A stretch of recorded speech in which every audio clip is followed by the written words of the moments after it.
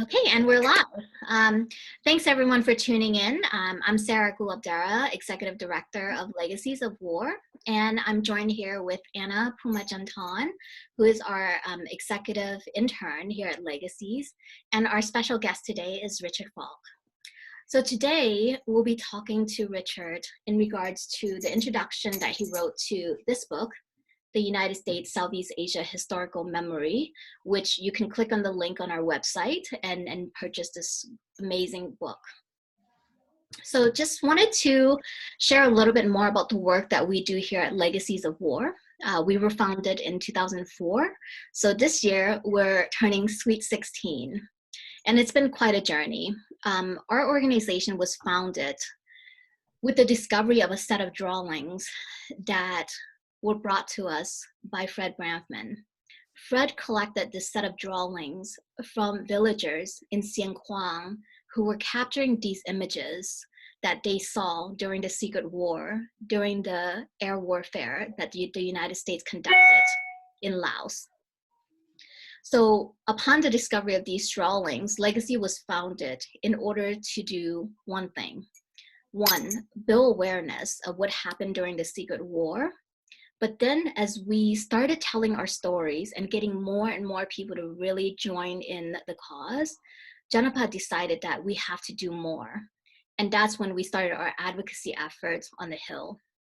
So that means that Legacies has really taken this leadership role in telling all members of Congress about what happened in Laos and to ensure that there's ample funds that are available for us to make sure that the deminers in countries can actually continue the good work that they're doing in order to remove the bombs.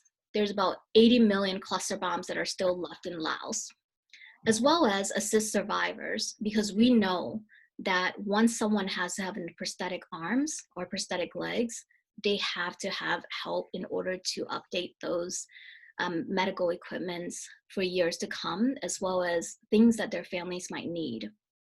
So today, we wanted to share a little bit more about the book, the United States Southeast Asia Historical Memories. And we'll be asking Richard a couple of questions and really sharing with you all a little sneak peek. And we hope that you will continue to join us and order the book and read it. So I'll pass it over to Anna to share a little bit more about our special guest today, and we'll get right into the questions. Yes, first off, we'd like to thank you, Professor Richard Falk, for taking the time to interviewing with us. And I'm going to read his bio. Richard Falk is an American professor of international law. He started out his teaching career at Ohio State University and then taught at Princeton University for over 30 years. He has been associated with the Nuclear Age Peace Foundation since 2002 and serves as chair of the Board of Trustees of Euromed Human Rights Monitor. He is also the author or co-author of 20 books and editor and co-editor of another 20 volumes, including Religion and Humane Global Governance and Exploration at the Edge of Time, just to name a few. He has written a great deal on U.S. foreign policy and international law. In 2008, the United Nations Human Rights Council appointed Falk to a 6-year term as the United Nations Special Rapporteur. Currently, Professor Falk is joining us from Turkey. Welcome, Richard. Thanks so much for being here today. And I have to say, I'm sad that our paths didn't cross at Ohio State, because that's actually where I graduated from. Oh, and really? Yes. And you were born when I. No, so Ohio State's such an amazing school, and I actually did take international law, but I didn't pursue it. So we'll start off with a really easy question for you.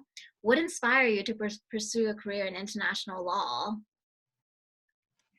Well, I'll give you a shortish answer because could be a long story, but essentially, I went to law school quite ambivalent about pursuing a legal career. My father had been a lawyer and a naval historian and didn't like very much the life that being a lawyer in New York City meant for him. And somehow it didn't really motivate me. And I went to law school, as you know, many people do, not knowing what they really want to do and hoping some kind of lightning strikes along the way. And that was my experience. And at law school, I felt that the subject furthest from uh, becoming a Wall Street partner was studying international law. That was idealistic. That it could, if countries, particularly the U.S., respected international law, we would have a much more peaceful and just world. Mhm. And so I started in that way. I wasn't thinking of necessarily having an academic career. Really by accident. A professor was suddenly ill, and the faculty there, the dean there, was so desperate they hunted me down, and I had just graduated from law school myself and had been planning to go to India to study. I had a Fulbright to India Mhm. to study Indian law, and it was canceled by the US State Department at the very last moment because India had failed to pay for some wheat that it had purchased from the US. And it was a silly kind of punishment to deprive India of Fulbright fellows as a punishment for not living up to this kind of economic obligation. They happened to renew the fellowship the following year, but my father was ill, and by then I was teaching at Ohio State, Mhm. and I found that to be the sort of magic solution to my search for something that I could enjoy and was useful and did no harm. And the rest of the story is the rest of my life. Well, I think those students who were able to be in your class are very, very lucky since you have such a wealth of knowledge. So just out of curiosity, how did you find Ohio? I had grown up in Manhattan in the middle of New York City and thought of the Midwest as a kind of Siberia of America. So I went there with extremely low expectations, but I was very wrong about what to expect. It was a very good intellectual community. Mhm. The law school there was much better than I anticipated. It had as good a teaching faculty as I had experienced at Yale Law School, which was my Mhm. own law training. And I came to really be very happy with my life there. And so it worked out well. And I was sort of in between being a graduate student. I was younger than many of my students in law school. And so I had a life that was sort of midway between being a junior faculty member and a graduate student. And that was fun too. Yeah, absolutely. I talk to a lot of professors, and it's a lot of work. And in Laos, like growing up in Laos, we were always taught just to revere our teachers, right? Who has so much to offer, and who's really, really helping to um, teach us and help guide us through life. And I think it's a hard job, to have that responsibility of grooming the next generation. So thank you for your work in that. I had one more question in regards to just your earlier career at Ohio State, and then I'll pass it to Anna. Um, so I read, prior to this interview, both Anna and I did a lot of stalking, reading everything that we can find about you. And one of the things that that really struck me, since I consider myself an Ohioan, is I believe it was Wikipedia that mentioned an incident that happened at Ohio State where you witnessed some discrimination of students. Are you able to share a little bit about that? And was that one of the reasons that inspired you to leave Ohio State? Well, no, not starting at the end of your question. No, it was certainly an important experience in my own political maturity. Mm-hmm. I was quite shocked as a new faculty member that African American students were not being allowed to have dormitories, convenient dormitories or rented rooms near the campus, and were at the same time being charged more than the white students who were allowed, of course, to have these rooms.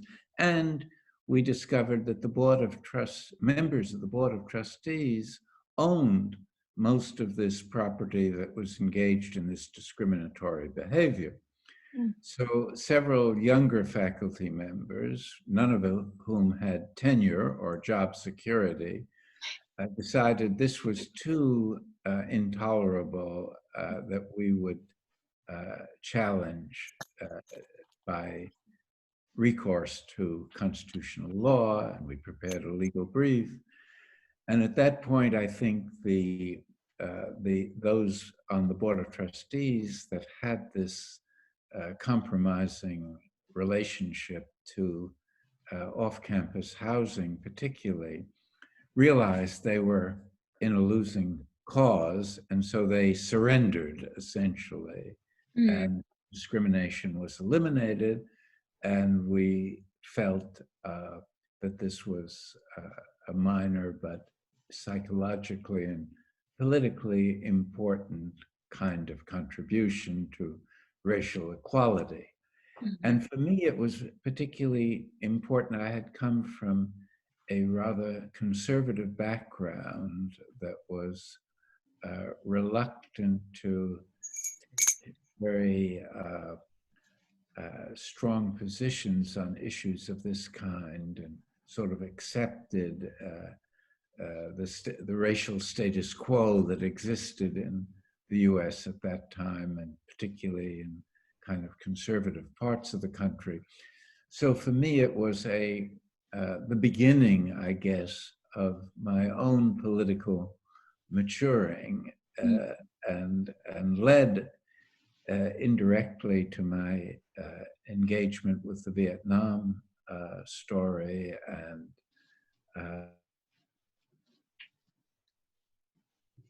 explain in various other writings, transformative for me, especially visiting North Vietnam during the war.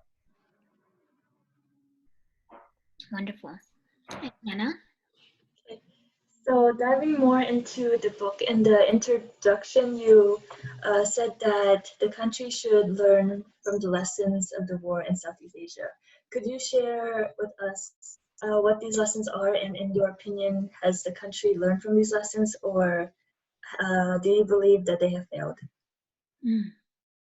That's a really important kind of issue. And let me just say, my point of view is that there was a crucial lesson to learn. And for important reasons, the US to this day has not learned that lesson.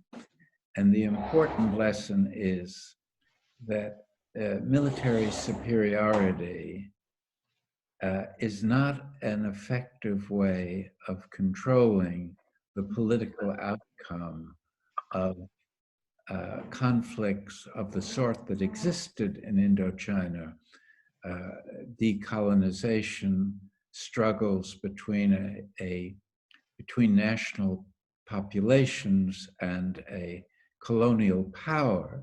And I interpreted the Vietnam War and the other theaters of conflict in Indochina as basically a continuation of the French colonial war.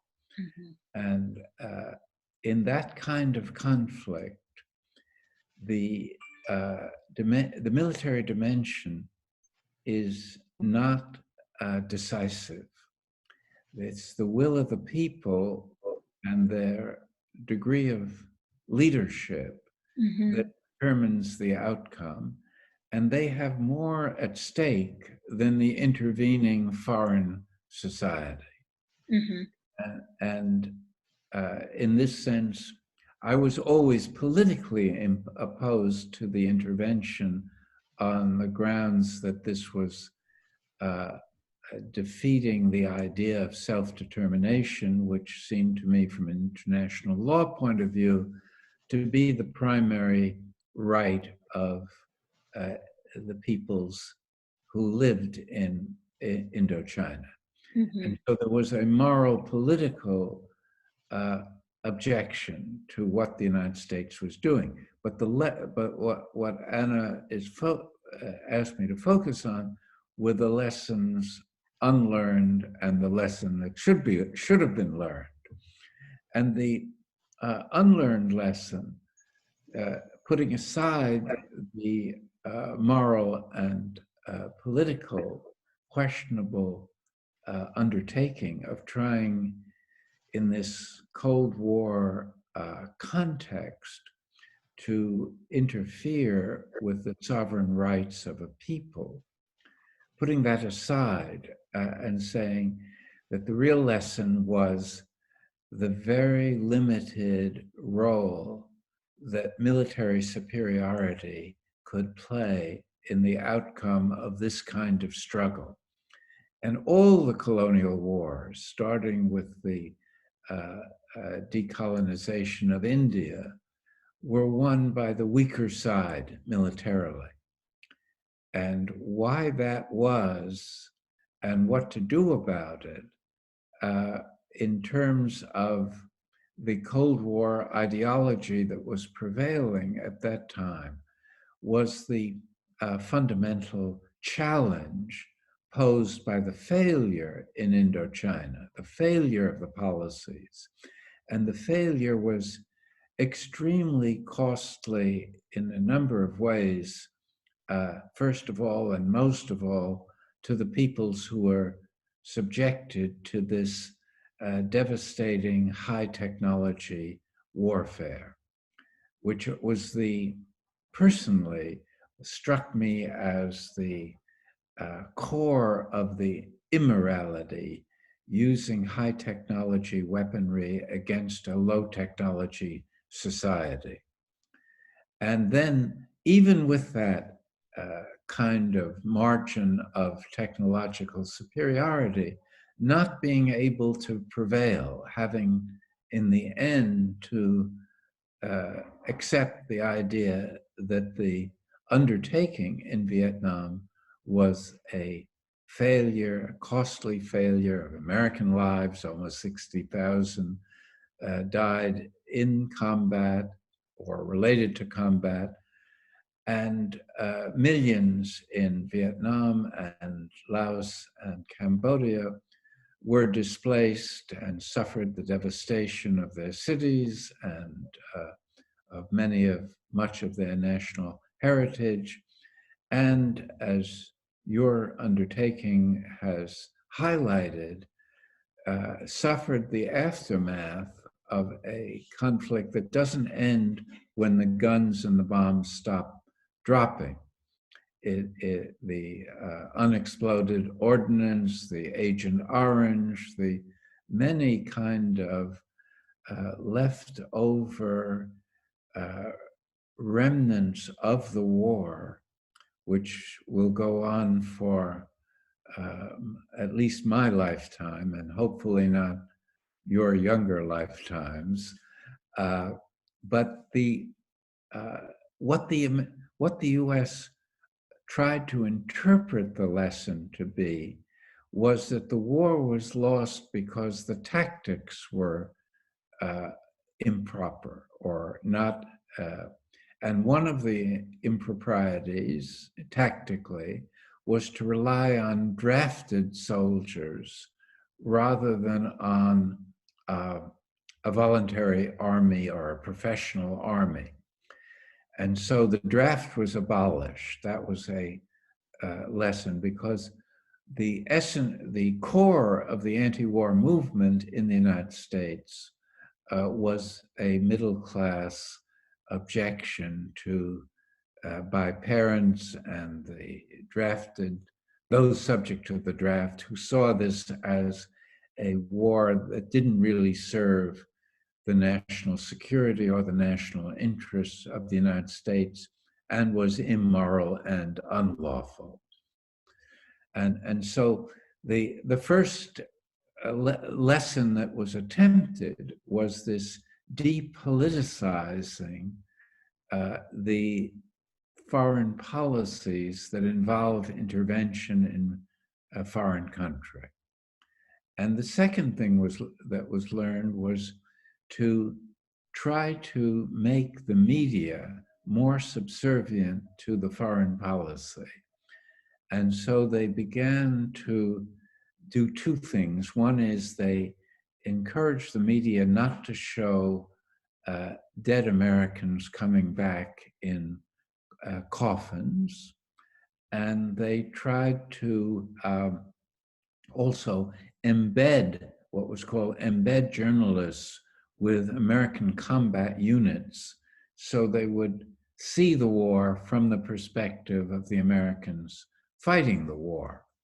And the idea was to react to this notion that some of the more militarist government people believed that the war was lost not on the battlefields of Indochina, but in the living rooms of Americans watching TV. So that kind of media. And the third thing was to rethink counterinsurgency warfare. How do you get into a better supportive relationship with the native populations?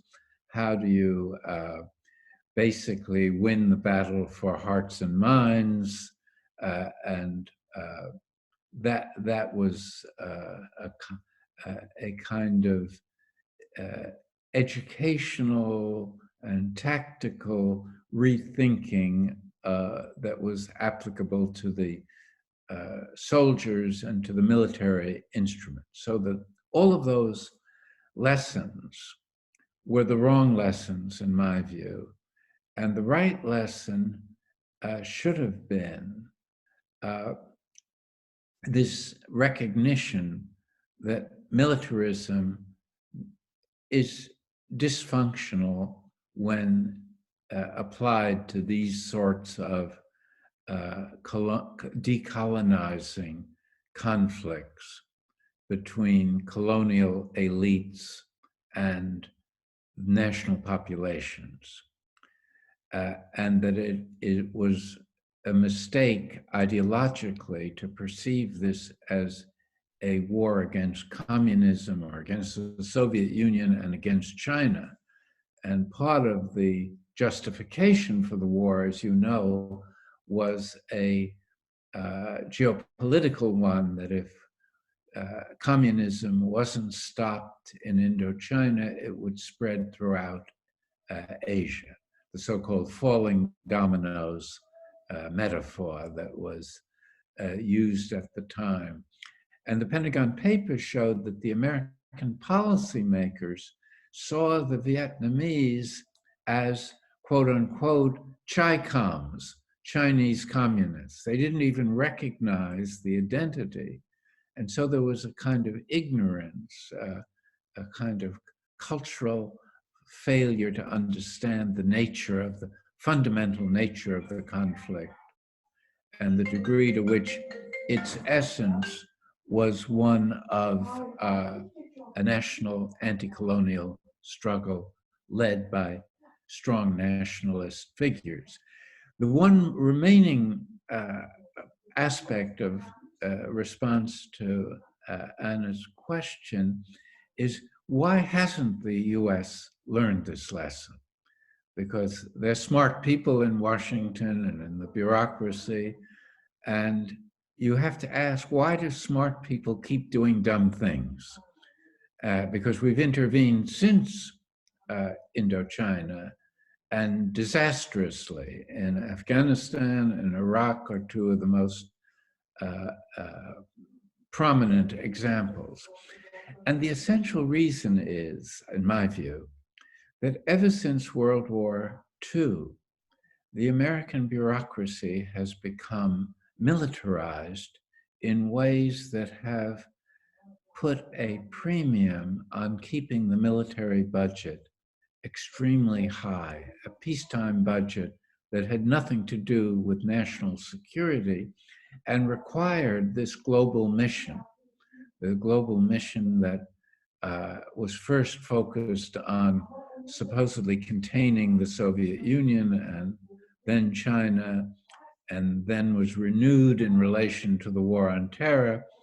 But it was always the need for an enemy to justify the budget and the whole emphasis on military solutions to political problems.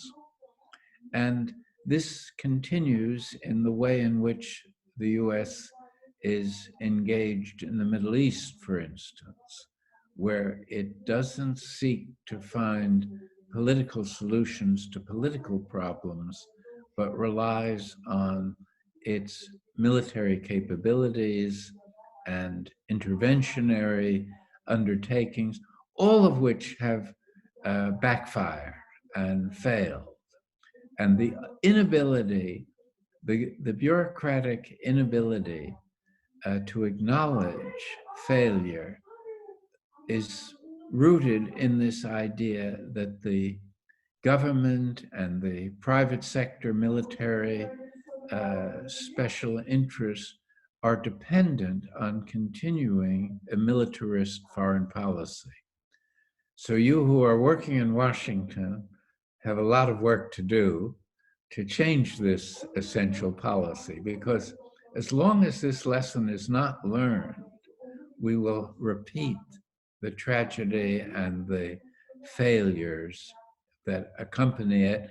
And it's cost the US greatly, not only in these terms, but in terms of its capacity to influence global policy, its role as a democratic leader in international settings.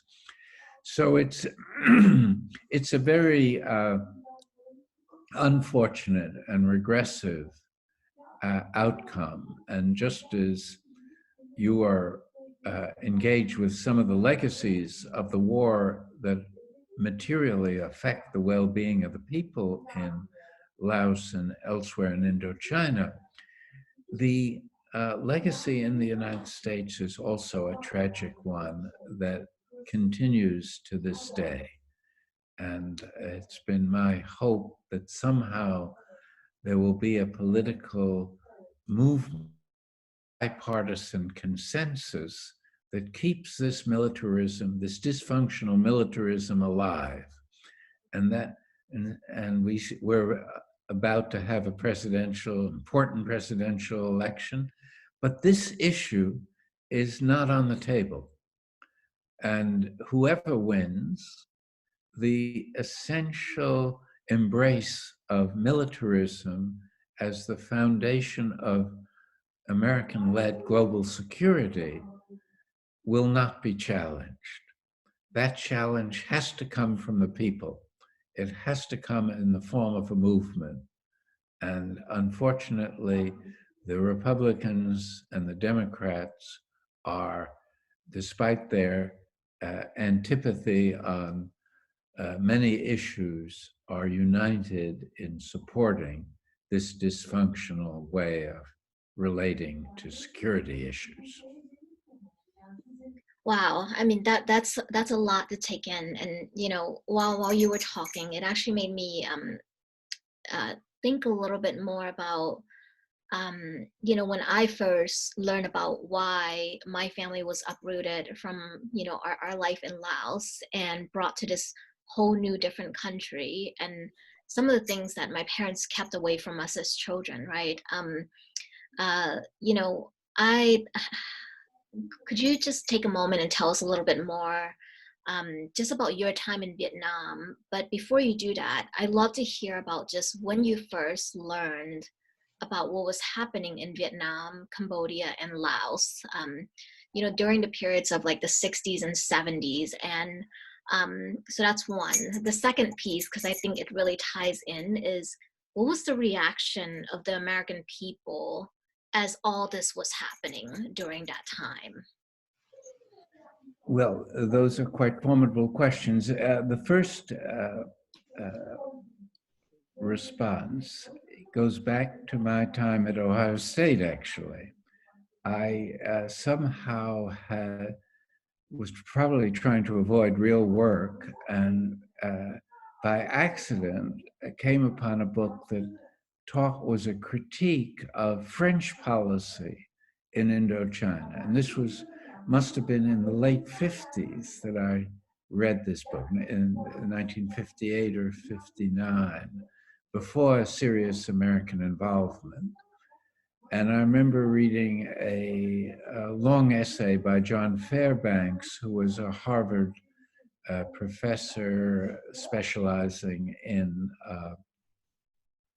East Asia, and particularly China, I think.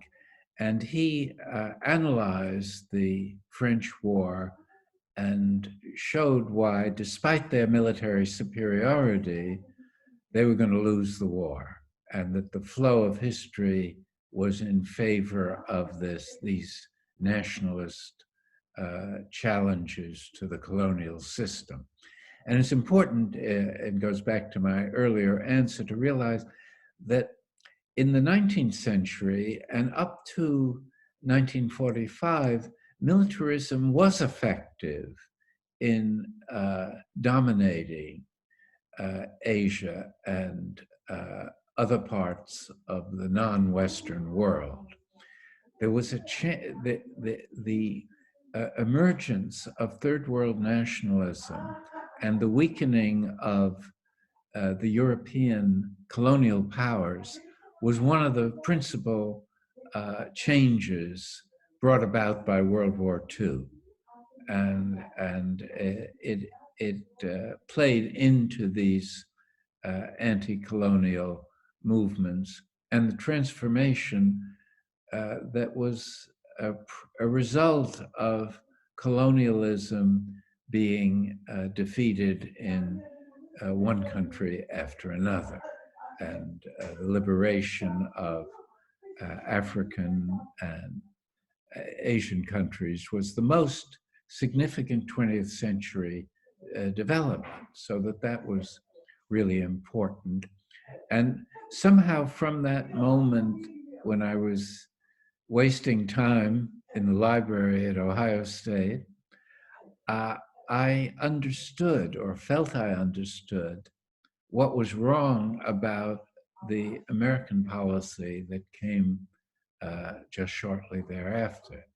So I didn't need to be educated about the Vietnam War. It came to me as I perceived it as a very imprudent, illegal, and immoral effort to continue the French French colonial war, and that was sort of given this surface justification in the Cold War language that dominated public discourse at that time. Now, the second, what was it? Could you repeat the second part, your second question, the second part? Absolutely. I wanted to learn a little bit more about your experience, in the United States during the time. What was some of the sentiments that people were feeling? Like, we know that there were a lot of protests happening, a lot of activists, such as like Fred Brampman, and all the giants. Yeah. He was a close friend of mine, actually. I went to his wedding. He was from a middle-class Jewish family living in Long Island. Mm-hmm. he married a Vietnamese, a sort of very dedicated couple at that time, dedicated. And he was, of course, deeply challenged and affected by his experience in Laos, as you indicated in your background remarks. But he had, and let me mention my other Laotian connection that was somewhat interesting, at least to me, was that William Sullivan was the American ambassador in Laos who oversaw the so-called secret war. I also knew Jacques de Cornouaille, the Le Monde correspondent, who I think coined that phrase, the secret war. But anyway, Sullivan, when he was an ambassador, was described by Westmoreland, who was the leading general in Vietnam, as more of a field marshal than a diplomat, and he should never have been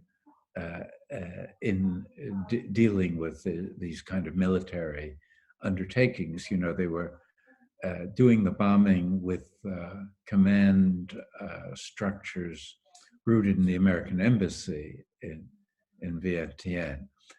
And when Sullivan, after his term in Laos ended, he was designated by Jimmy Carter to be the ambassador to Iran. And before an ambassador is confirmed, they usually hold Senate hearings. And I was invited, because of my interest in these issues, to testify before the Senate Foreign Relations Committee in opposition as the ambassador in Iran. And I tried to make the case that he was essentially engaged in unlawful acts, and really the people of Iran didn't deserve this kind of diplomat. And it was early in Carter's presidency, and the Democrats controlled the committee, and they came to me afterwards and said privately they agreed, but they didn't want to oppose Carter so early in his presidency. Later, during the Iranian Revolution, I was in Iran, and I had the occasion to visit the American embassy to get a feeling for what their official policies were.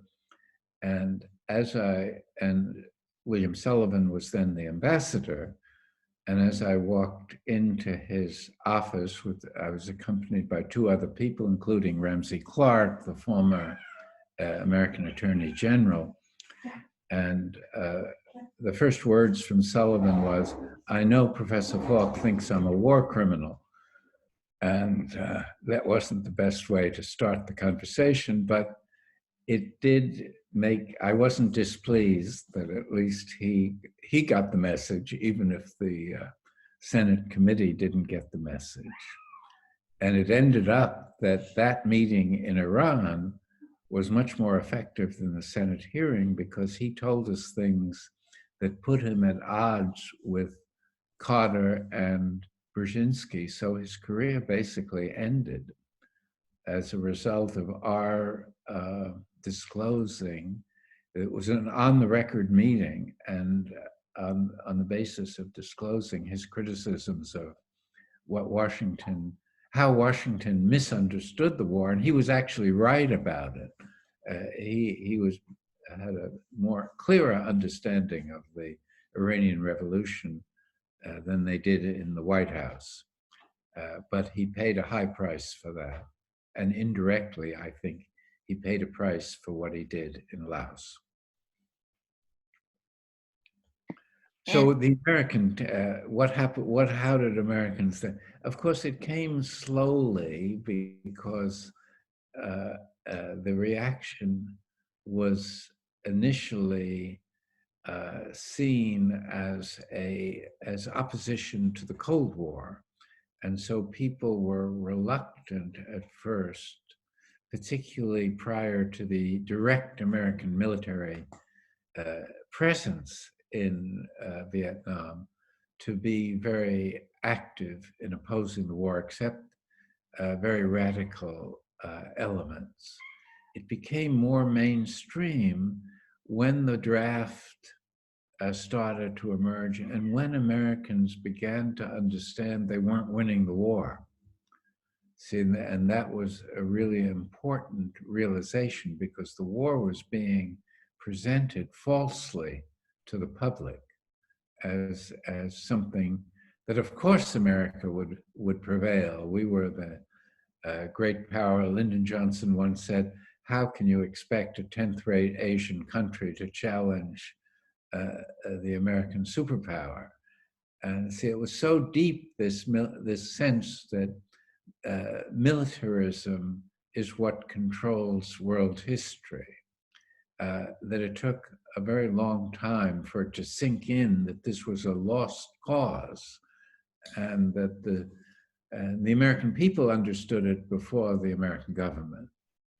And so it gradually became mainstream, and even in conservative settings like Princeton University, where I was teaching by then, there was a overwhelming opposition to the war.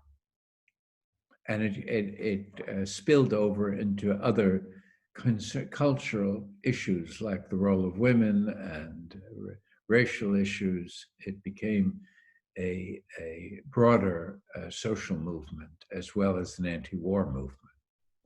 Right, right. And I think you are absolutely correct. The American people knew what was going on and knew that we were on the wrong course. And then Washington realized that, right? And the leaders started to really listen. And this actually reminds me of, as my father tells me the story about the war, he always said, in the face of injustice, like the people will rise and the people will win, despite not having the most advanced military, despite not having the sheer number of people fighting on their side. But I think you shared so much that I feel like there's a lot to unpack there, right? But one of the things that I'm curious about that you said earlier, that you were actually in Vietnam. Was that when you realized what was happening in neighboring Laos? Yes, although, I mean, I went in 1968 the first time in June. I went twice to North Vietnam, and both times I had to go through Laos to get there. And I had some sense of the situation from knowing this Le Monde correspondent, de Cornouailles, and Fred Branfman. And had a little bit of experience in Laos with Americans that were sort of active even in the hotel where I stayed overnight before going to Vietnam.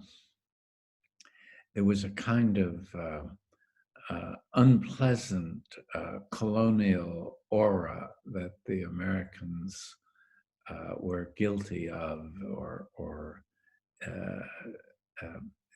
made one feel while there. And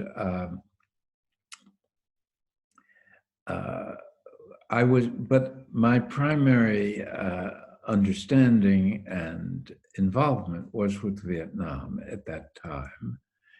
And I was invited to Vietnam to view the bomb damage, because at that time, the American Secretary of Defense, Robert McNamara, was claiming that this was the most surgical bombing in history and that there was no civilian damage.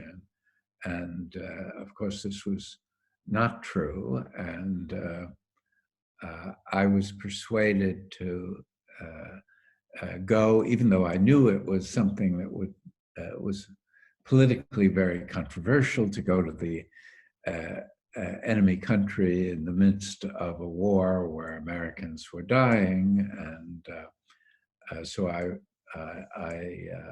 understood that this was a important political step. And prior to my going, maybe because I was known as a kind of academic commentator on the war, I was asked to meet with high Pentagon officials who knew that I was going to go. And they said, if you agree not to participate in the anti-war movement, we'll give you a letter for the prime minister in Iran from the Secretary of Defense and Secretary of State.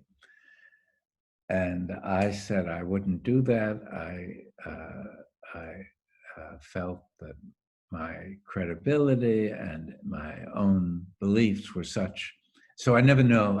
To this day, I don't know what was in that letter. And despite not having the letter, I had very good meetings with the Prime Minister and with other high officials in Hanoi, partly because I was probably one of the first people that went there that was seen as having some connection with the US government and also with the journalistic and academic worlds. So they were eager to talk to me and actually gave me an outline of what would be an acceptable peace from their point of view. And I was widely interviewed when I came back. It was on the front pages of the New York Times. And rather than being harassed, the State Department asked if they could come and talk to me. And so it turned out to be from that point of view, a successful kind of visit. But the US leadership wasn't ready for a political solution, even though the political solution that the Vietnamese were ready to agree to was more favorable than what Kissinger negotiated 7 years later, 4 years later, and the end of the war was 7 years later, and many deaths later. And then I went second time at the request of the certain leaders in the US of the peace movement to escort back from Hanoi 3 American pilots who were POWs but were released to representatives of the American peace movement, not to the government. And it was a time at the end of the war where the prisoners were seen as the leading issue that was still of concern. They had given up on the war, but they wanted to reassure the people that these pilots that were being held captive would be released and returned. So those were my 2 main experiences. But then it made me see the war from the point of view of the people that were under the bombs and were subject to this high technology war in a low technology society. Introduction, you stated that Laos and Cambodia could potentially endure more scars than Vietnam. Could you elaborate on this? And I didn't understand. You said could you tell me what I said in the introduction? Yeah, you said that Laos and Cambodia could have had more damage than Vietnam, and basically the other question is, how do you think the country of Vietnam rapidly bounced back in comparison to Laos and Cambodia? Yes, that's an important issue, and I'm not confident about my answer, but I had the impression that because Vietnam prevailed in the war and had this quite inspiring leadership that was respected not only by the people of Vietnam, but had a certain international following, and the Vietnamese had a very active diaspora in France, particularly. They ended the war, I think, with a sense of triumph, of having prevailed. And the issues in Cambodia and Laos were different. You had the problems of the Chinese influence in Cambodia and the whole role of the Khmer Rouge and what that did, the internal struggle that led to, and similar complexities in Laos. And that meant that the recovery from the war was not seen in the same way. I mean, there wasn't a positive outcome that was comparable to what happened in Vietnam. And so the suffering seemed to have less of a historical vindication that could allow a new chapter to begin in Vietnamese experience, but made it much more difficult for the Cambodians and Laotians to recover from that deep and painful trauma that was inflicted on the two countries, on all three countries, really. Right. I think that's really, really important to just recognize how like the Vietnamese perspective on the end of the war is as compared to like Laos and Cambodia's experience. You have such a wealth of knowledge and experiences, and you're such an inspiration to so many of us, young activists and advocates, if you will. You know, in terms of Legacies work and what we're trying to achieve on the Hill, one of the things that I think I'm so proud of us here at Legacies is that we're part of the US coalition to ban cluster munition, as well as the coalition to ban landmines. Now, you know, we know that the United States has discontinued the makings of cluster bombs, but we're not part of the international treaty to ban cluster munition.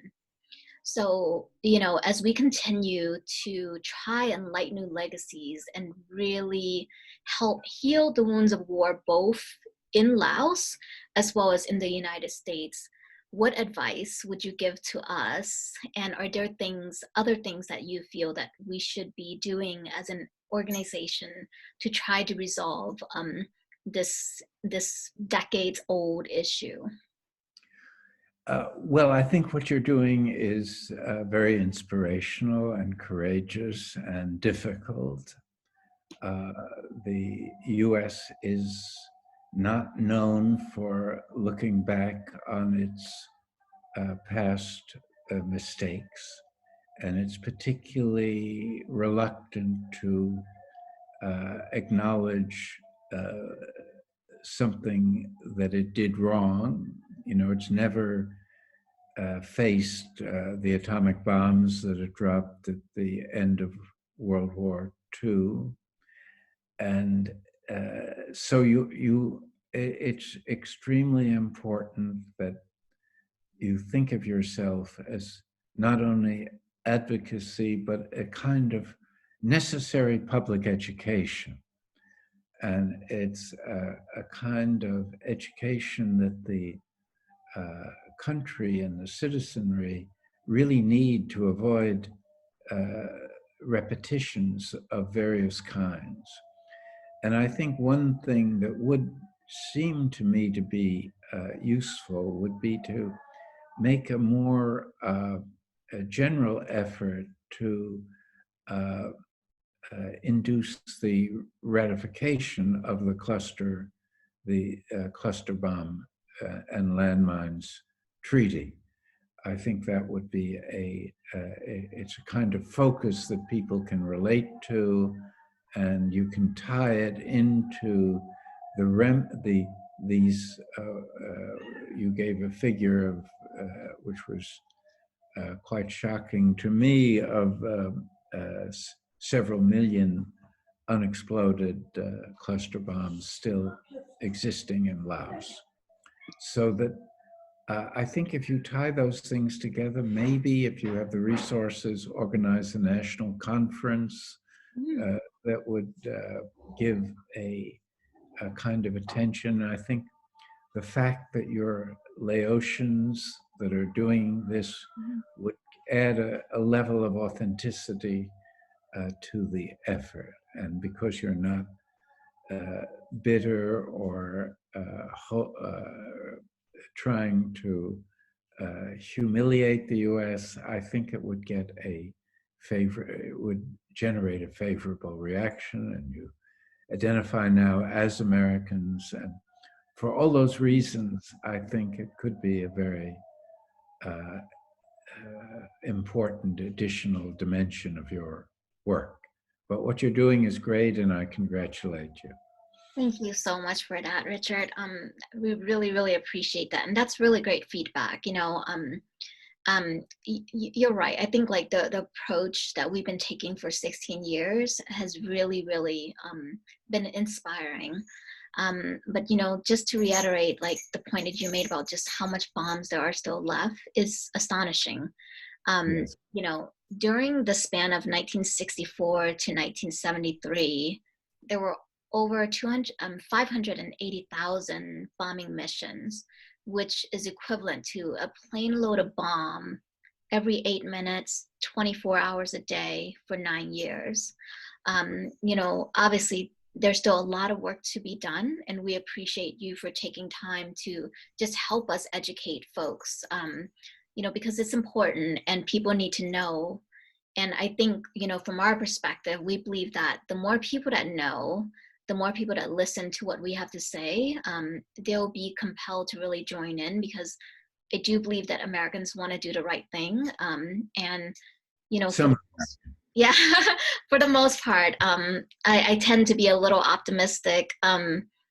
And I think that there are more good out there in the world despite all that's happening. And we, Anna and I and our entire team, we stand on the shoulder of giants like yourself, like Fred, who have really, really paved the way so that we can do the work that we're doing today. And we hope to continue to do more. And so I'm sure it's dinner time now over there where you are. So we are so appreciative of you being here, and we hope to talk more soon. I'll go ahead and just stop the recording. And if I can figure out how to do that, Anna.